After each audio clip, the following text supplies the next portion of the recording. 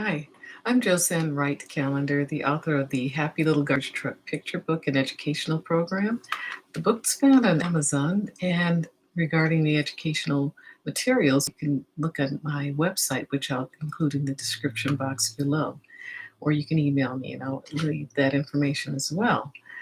Well, first of all, we were talking about positive affirmations and how they can actually help us keep that positive state of mind because we're trying to model for our children how to have a positive mindset because that in itself helps build self esteem.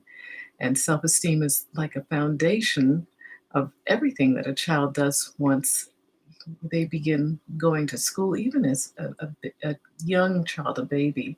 Self esteem is so important and it can be instilled in children. And as we said before, self esteem is a belief in oneself. And so our positive mindset is extremely important in setting that foundation. So we were looking at a Travis Bradbury, I believe, yeah, Bradbury's article called entitled "How Successful People Stay Calm." And last week we were looking at how much sleep we get because helps to reduce stress. And we also were looking at reducing the technology, taking an electronic break, and things of that nature. But today we're looking at, in particular, how can we keep a positive mindset and keep stress out of our lives? And he mentions, in particular, one thing that I thought was tremendously important. He says that people become caught up in negative self talk. And it's something that we can find ourselves doing without any, it just seems to help. Our thoughts just seem to go there without any help. So I thought of 3 points that can help us keep on the positive mind street. And I call that the positive street, not go down negative street. First of all, we are in control of our thoughts and attitudes. And we've shown that in so many ways in a lot of different articles. And you can Google that, how are our thoughts and attitudes shaped.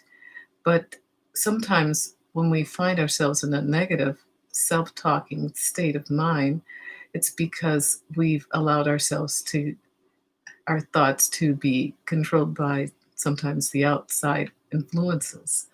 And so, but we can't allow that. And remember when we were talking about how our thoughts are actually chemical and physical, have physical and chemical attributes? This whole thing about the peptides latching onto receptors of the cells, and then duplicating and replicating themselves, we talked about on a previous talk with positivity and how one can become more positive. Well, the same thing can happen with negative thoughts. And we didn't dwell on it in that particular conversation, but today we have to think about what is the resulting action if we do have more negative thoughts than positives. We are actually creating an environment for more negative thoughts to be latched onto our cell receptors and they're duplicating.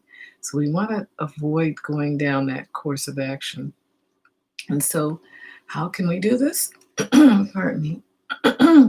We can redirect our thoughts from negative self talk with positive self talk. And on a children's lesson that I just did the other day, I refer to this and called it our inner GPS. And instead of that GPS taking us down negative street, we are redirecting our thoughts. And we're going to use positive self talk to get us on positive street. And I said that this can come from writing slogans for ourselves and positive affirmations, which we've been working on, and which is what this whole series is about. But I think it helps really to pinpoint, you know, during the day, if you catch yourself going down to that negative point, jot down what was the thought. And then you can actually create um, slogans or sayings that can be fit that situation with laser-like focus. That's the flip side of what you've just said.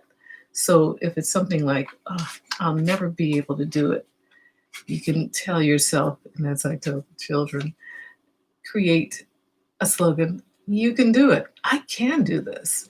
So, it's so simple that, we can just flip those thoughts, but we have to be aware of the thoughts. And I think that's where the difficulty uh, becomes, becomes difficult for us to do that because we're looking at it as one big thing instead of a specific thought that may be coming up quite often.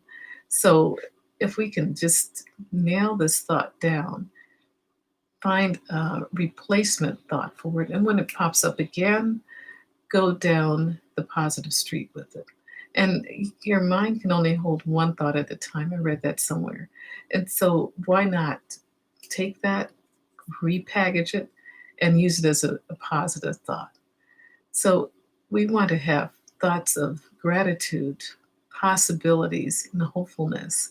And with building those thoughts, feeding our mind those thoughts, there won't be much room after a while for the negative ruminations to get back in. So I hope these are helpful tips. I've used a lot of these in my own um, building my own positive mindset. And I'm still working on it. Believe me, it's a daily activity, moment by moment, because these thoughts pop up out of nowhere and you just have to tackle them to the ground and replace them with a positive thought and a positive affirmation. So, okay, I will look forward to talking with you tomorrow. We're going to continue this conversation with one other aspect of replacing negatives with positives. And I hope to see you then. Thank you. Bye bye.